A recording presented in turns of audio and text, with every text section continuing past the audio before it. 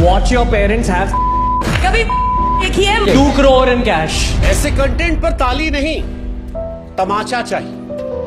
तमाचा सभ्यता का, समाज का, संस्कार का, संस्कृति का, सरोकार का, सुविचार का, बोलने के अधिकार का। अरे भाई साहब, बोलने का अधिकार मिला है बेशर्मी का नहीं, बदतमीजी का नहीं, अश्लीलता का नहीं, फुहड़ता का नहीं।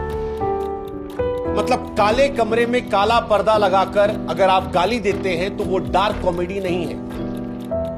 डार्क कॉमेडी के नाम पर माता पिता के बारे में छिछली गंदी बातें करना, उनके प्राइवेट पार्ट्स का जिक्र करना, पैसा कमा लिया तो किसी को पैसे का लालच देकर कहना कि 2 करोड़ दूंगा आके मेरा। बात की शुरुआत से लेकर बात के अंत तक अनगिनत बार मां बहन की गालियां देना, ये कॉमेडी नहीं हो सकती। स्पष्ट शब्दों में कहे तो ये नीचता की पराकाष्ठा है, या सीधे सीधे कहे तो खराब परवरिश का नतीजा। बुरा लग सकता है पर लगना चाहिए। अब जो किया है उसका कुछ तो आएगा, और सही कहते हो अति का अंत निश्चित होता है। वरना जिस देश में क्रिकेट और कोविड को छोड़कर बिरले कोई ऐसा मुद्दा हो जिसमें हर उम्र, हर धर्म, हर वर्ग का आदमी एक सुर में सुर मिलाए, उस देश में आज पूरा देश एक साथ कह रहा है शट अप। इन सबको कह रहा है ये जो काला पर्दा लगाकर काले कमरे में गाली दे देकर डार्क ह्यूमर का जिक्र कर रहे हैं और ही कर रहे हैं, उनको समूचा देश कह रहा है शट अप। आप नजर उठाकर देख लीजिए, चाहे महाराष्ट्र का पक्ष विपक्ष हो, दिल्ली में बैठे नेता, किसान नेता, महिला आयोग, सोशल मीडिया पर लोग, या हम जैसे आम, आज हर कोई कह रहा है इन पर कार्रवाई हो।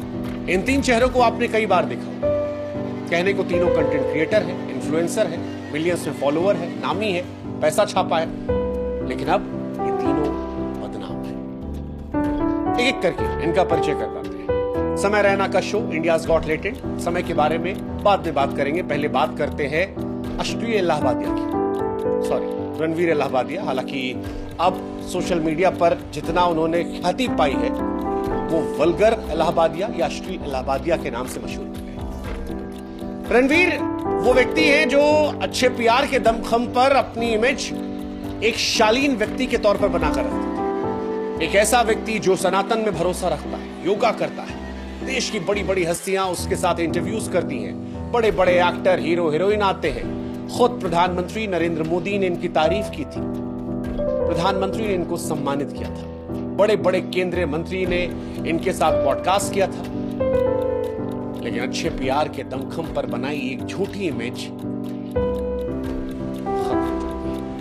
समय रैना के शो में इनका सारा काला चिट्ठा दुनिया के सामने आ जाता है। खुलकर सामने आता है कि यह आदमी अंदर से कितनी घिनौनी सोच रहा है, इस आदमी के भीतर कितनी अश्लीलता भरी है, इस आदमी के दिमाग में शर्म, हया सब मानो घोट कर पी चुका है। एक कंटेस्टेंट से यह व्यक्ति सवाल करता है कि क्या वो अपने मां बाप को करते देखते हैं। इससे भी आगे बढ़कर नीचता की पराकाष्ठा तब पार होती है जब उनसे कहता है क्या उसमें वो शामिल होना चाहेगा। सुनकर घिन आ रही, लेकिन ये हुआ है। हालांकि आपको यह भी जानकर हैरानी होगी कि गंदगी से लबरेज ये सवाल, इसका लोगो जो वो बियर वाला लोगो है, उसकी तरह एक विदेशी शो चोरी था। जिस शो से इसने सवाल चोरी किया था उसी शो से इसने लोगों का स्टाइल भी चोरी किया। लेकिन रणवीर की गंदगी सिर्फ यही खत्म नहीं होती है। इस शो में अंदर का जो छिछला इंसान है वो और निकल कर आता है।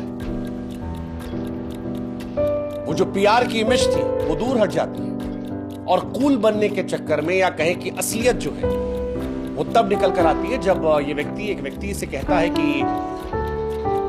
मैं तुम्हें 2 करोड़ रुपए दूंगा। यकीन मानिए इसके बाद की जो बात है वो मुझे बताने में शर्म आ रही है, लेकिन ये व्यक्ति चौड़ा करके एक कंटेस्टेंट को ऑफर देता कि तुम मेरा करोगे, मैं तुम्हें 2 करोड़। कहता हाँ इसी वक्त 2 करोड़ दूंगा। और अगल बगल वाले हा हा हा हा, यूपीआई कहां पर है, हम देते हैं।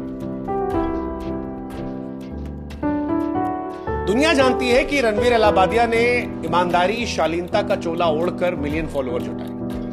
इन फॉलोअर्स की वजह से करोड़ों रुपए कमाए। पैसे इसके हैं, जहां मर्जी चाहे खर्च करें, लेकिन खर्च करने का ये तरीका, यकीन मानिए आज प्रधानमंत्री नरेंद्र मोदी भी अगर रणवीर के इस वीडियो को देख रहे होंगे तो असहज हो रहे होंगे, सोच रहे होंगे किसके साथ फोटो खिंचवाएं।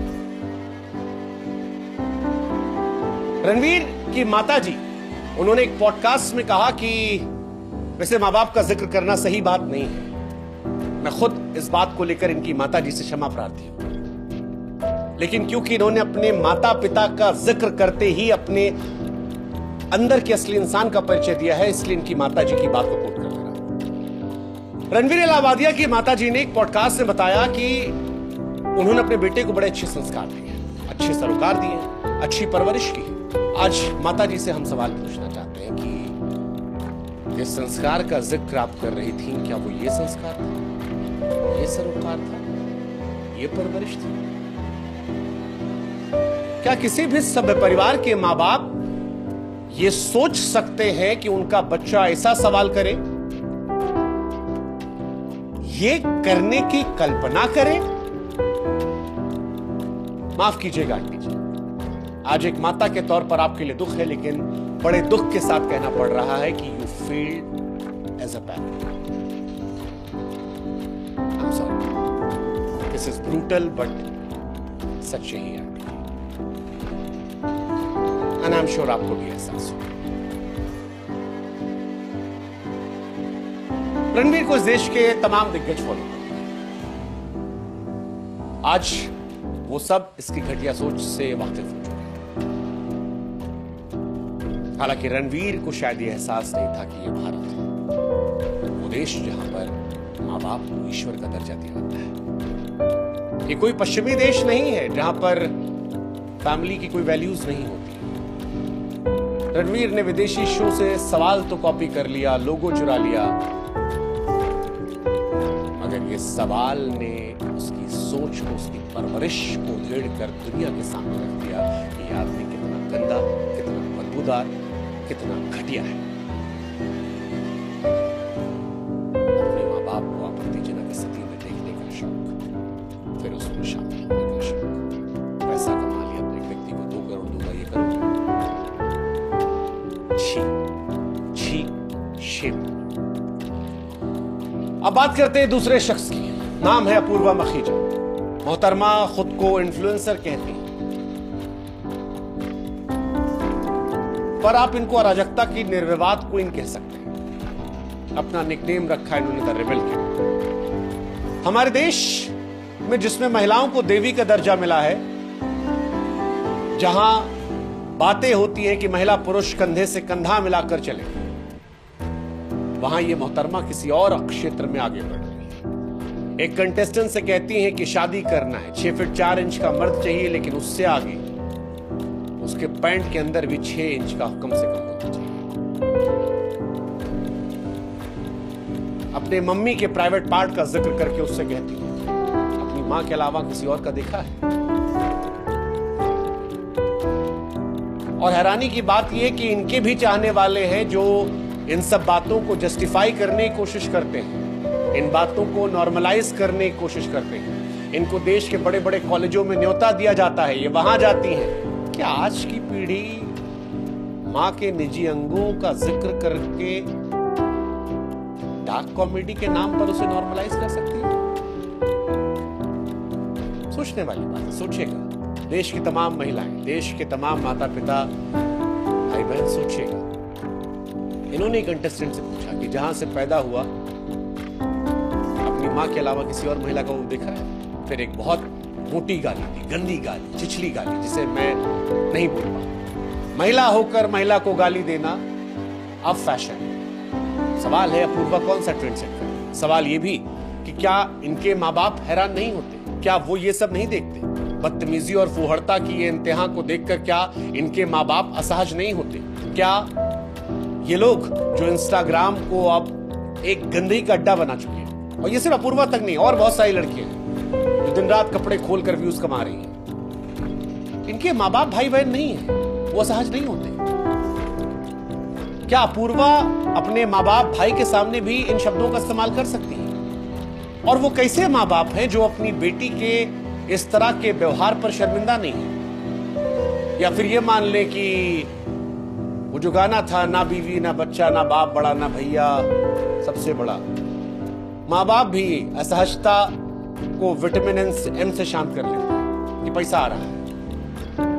सोचेगा और इसको नॉर्मलाइज होने मत दीजिएगा। ये नॉर्मल नहीं है, ये नॉर्मल नहीं है, ये हमको आपको सोचना समझना है। खैर, अब आते हैं उस व्यक्ति पर जिसने इस कार्यक्रम की संरचना की।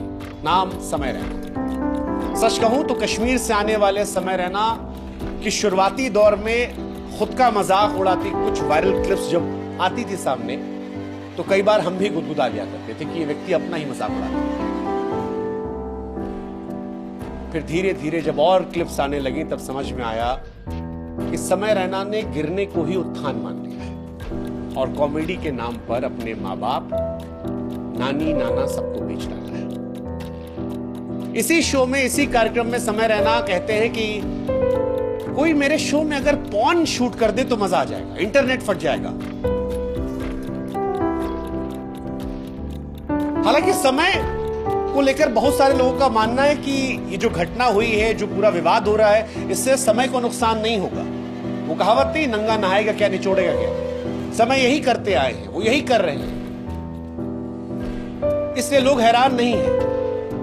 लेकिन आपको ये बात जानकर हैरानी देगी कि समय रैना के पिता राजेश रैना जी इस देश के प्रतिष्ठित पत्रकार हैं। उनके पढ़ाए सिखाए बहुत सारे लड़के आज देश के बड़े बड़े चैनलों में बड़े पत्रकार हैं।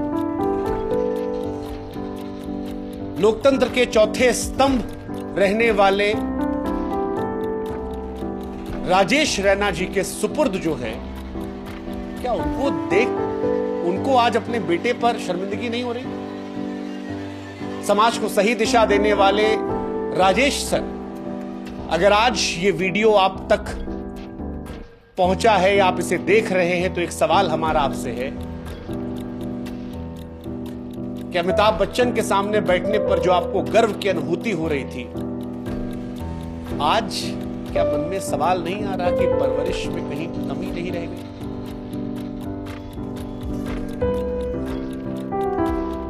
आपका बेटा जैसा है ना सर, वैसा कोई भी बाप अपने बेटे को नहीं बनाना चाहता।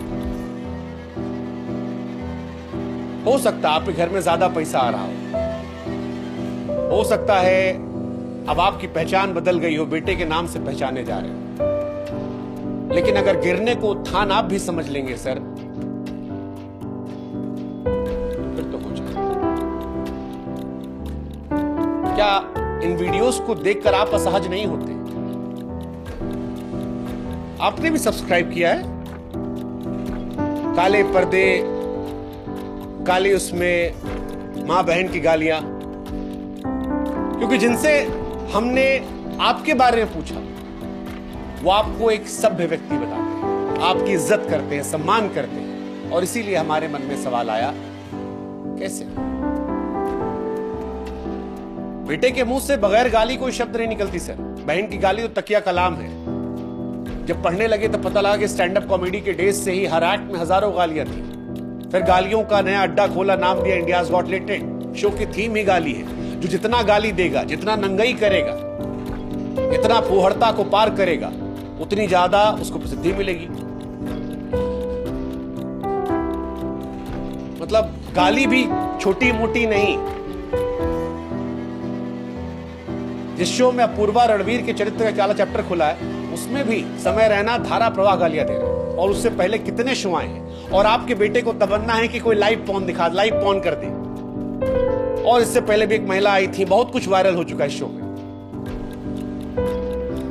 हैरानी होती है, कौन बनेगा करोड़पति जैसे प्रतिष्ठित शो में बुलाया गया था। शर्म आती है कि अमिताभ बच्चन जैसे कद के अभिनेता के सामने ऐसे लंपटों को बैठाया गया। हालांकि उस शो में समय खुद कहते हैं कि अमिताभ बच्चन नायक हैं, मैं नालायक। सही कह रहे हैं, सही। ना भाषा की तमीज है, ना परिवार का संस्कार। सिर्फ गाली देने को धंधा बना लिया, गिरने को उत्थान समझ लिया। क्या कहा जाए।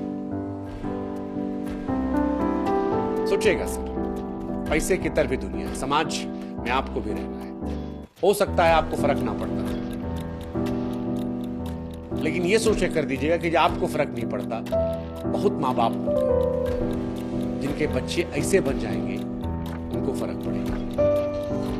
आपकी आजादी आपको होगा, लेकिन ये किसी और के दुख का कारण ना बने, इसलिए कम से कम एक बार अपने बेटे से सामने बाकी अच्छा। खैर, इन तीनों ने अपने शो में सभ्यता की नत उतार ली। मुझे नहीं मालूम कि इनकी अश्लीलता पर कौन कौन कहां ठहाके मार रहा है, मगर इतना जरूर है कि अश्लीलता देश के एक बड़े वर्ग को रास नहीं आई। महाराष्ट्र सरकार के कई मंत्रियों और नेताओं ने इस पर सवाल खड़े किए। खुद महाराष्ट्र के मुख्यमंत्री देवेंद्र फडणवीस ने कहा कि व्यक्ति के भी नियम है, अगर कोई उसे पार करेगा तो कार्रवाई होगी। इन पर मामला भी दर्ज किया गया है। उधर आक्रोश की आग फैलने के बीच जब विरोध के तीर निकलने लगे और जब लगने लगा कि भैया करियर दांव पर है, कार्रवाई हो सकती है, फजीहत हो रही है, सोशल मीडिया पर लोग गाली दे रहे हैं, इनको उल्टा जाके आईना दिखा रहे हैं, अनफॉलो कर रहे हैं, मुख्यमंत्री ने बयान दे दिया है, महिला आयोग एक्टिव हो गई है, देश के अलग अलग राज्यों में FIR हो रही है, तब रणवीर साहब सामने आते हैं और माफी मांगते हैं। लेकिन फिर वही बात, माफी कब मांगी? मुख्यमंत्री के बयान, महिला आयोग की शिकायत के बाद, सोशल मीडिया पर लानत के बाद।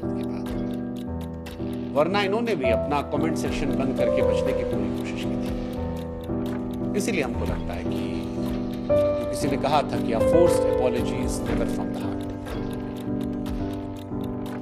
अभी कानून अपने हिसाब से काम करेगा, समाज के तौर पर माफ करना है नहीं करना है वो आपका है, उसमें हमारा कोई हस्तक्षेप नहीं है, इसलिए वो फैसला हम आप पर छोड़ते हैं। लेकिन जरूरी जो है वो ये कि इस तरह की अश्लीलता पर रोक लगे। बहुत जरूरी है ऐसी कठोर कार्रवाई हो कि कोई भी ऐरा गैरा नत्थो खैरा सोशल मीडिया पर ऐसी गंदगी फैलाकर उसे नॉर्मलाइज करने की कोशिश करने के पहले 50 बार सोचे। ये जरूरी है। अपने लेना सही, अपनी आने वाली पीढ़ी के लिए सोचिएगा। सोचिएगा क्या आप अपने बच्चों को ऐसा देखना चाहते हैं? क्या आपकी बीवी, आपका पति ऐसा हो चलेगा?